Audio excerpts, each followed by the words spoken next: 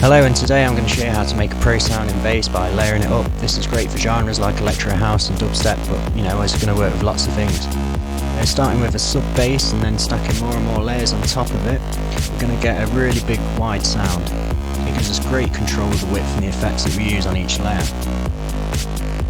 This technique is going to work on all your favourite synths, but today I'm going to be using SubLab by Future Audio Workshop. This plugin is meant for styles like trap. It's great for 808 style subs. It's going to be brilliant for grime, but I found that the distortion controls that come with it, they sound really nice. They're going to be really good for some electro style bass too.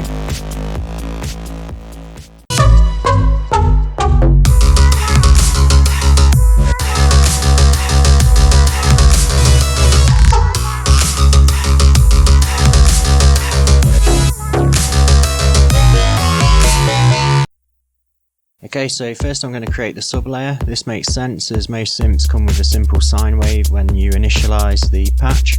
So let's create a new patch now and just get rid of that annoying sound. I'm going to add a little bit of attack. And let's have a little play around with the filter as well.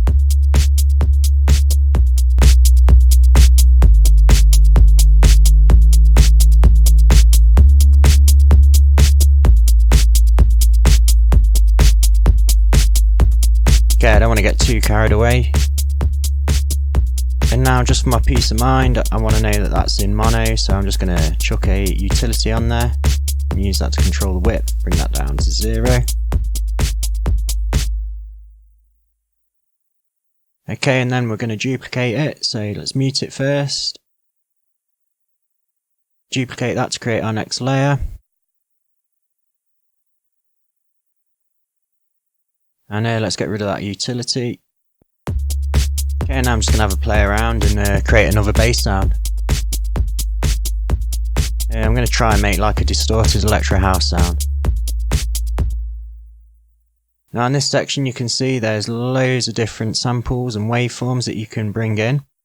These have actually been sampled off the original machines as well, so like I say, this is going to be a great plugin for track producers if you like grime, hip hop, dub. There's so many different genres that this is going to be really good for. I'm just going to take like a sub waveform. Let's turn the volume up on that a bit and make sure that's enabled to track the keyboard so it's actually playing the notes. And maybe let's change the start position.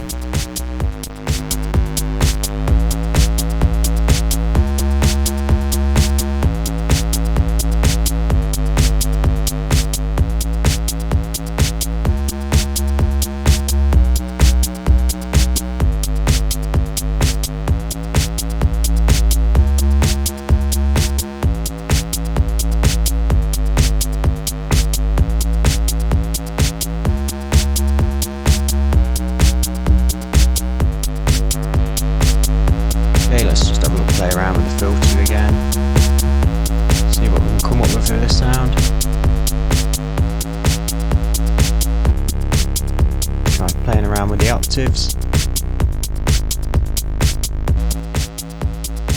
And then just quickly look at this little secret weapon SubLab has. This is like a bass harmonizer. Basically a psychoacoustic sub-bass oscillator. You can hear that really thickens up the low end.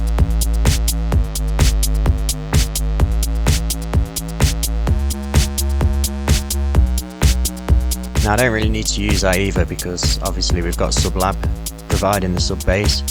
So let's move on, and now I'm going to add my favourite bit, some distortion.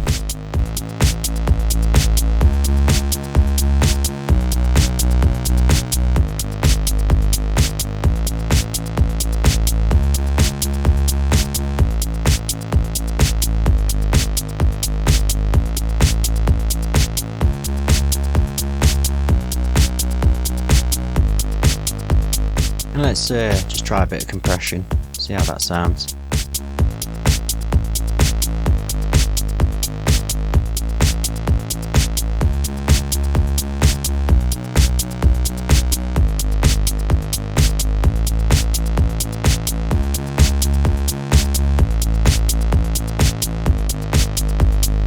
Okay, now I'm just going to get another EQ and I'm going to roll off the bottom end of that. We don't need it because the other SubLab is going to be providing that for us that we've already set up. Let's actually hear them together.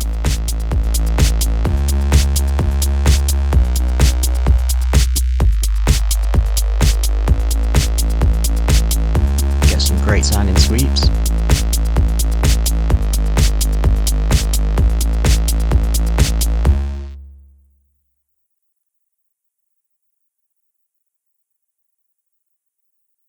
Okay, now let's try stacking it up and adding even more, so let's duplicate again.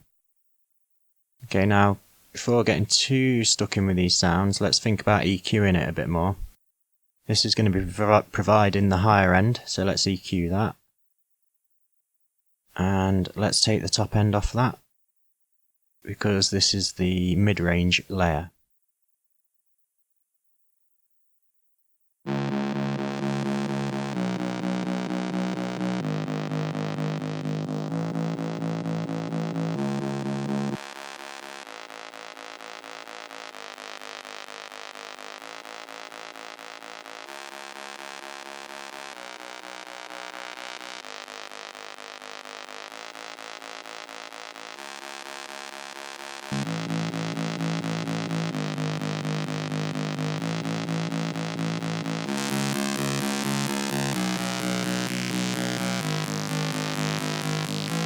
Okay, great.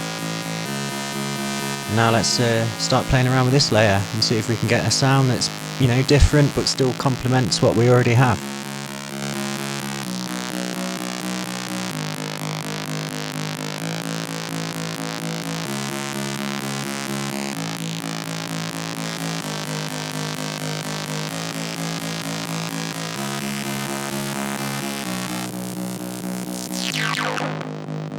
And we'll probably use a high pass filter here, being we're not interested in the low end on this sound.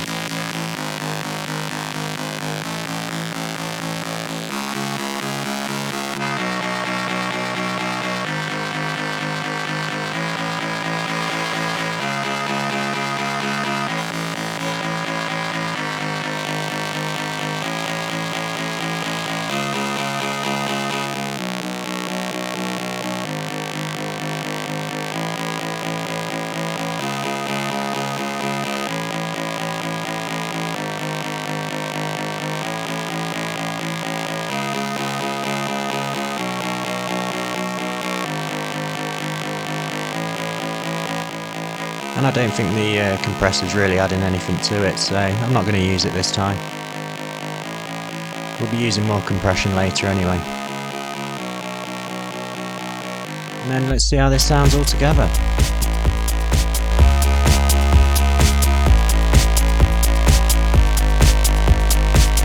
Okay, now I've got this top end, I want to take it a step further, and I'm going to use a stereo imager.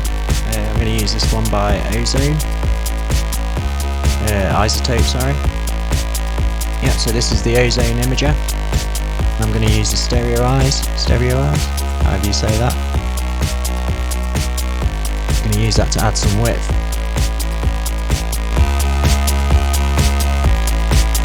Great. Okay, so now I've got my layers in place, I can do more, you know, try and make the sound a bit better. Let's just add a few things, a bit of saturation. You can start banging on all the plugins you're comfortable using, reverbs, just more distortion, whatever you've got. By having the bass in different layers, you can kind of go a bit wild really without having to worry too much about the frequencies getting messed up or, you know, overcrowded or anything, getting muddy in your mix. Then I'm going to group it and just use a little bit of glue compression. It just helps hold the layers, you know, stick them together. Bit of multiband dynamics. And you can add anything else you want on here. The only other thing I'm going to do is, obviously, I'm going to sidechain it with the kick drum as well. Okay, and here's the final result. Let's have a good listen.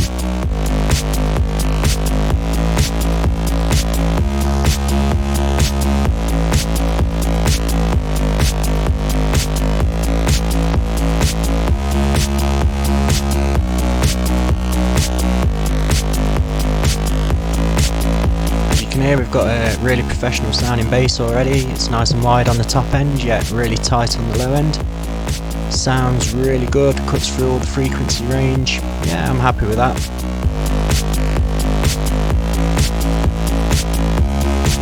So anyway, thank you for watching. I hope you enjoyed that. I hope you learned something. Please subscribe. Look forward to next time.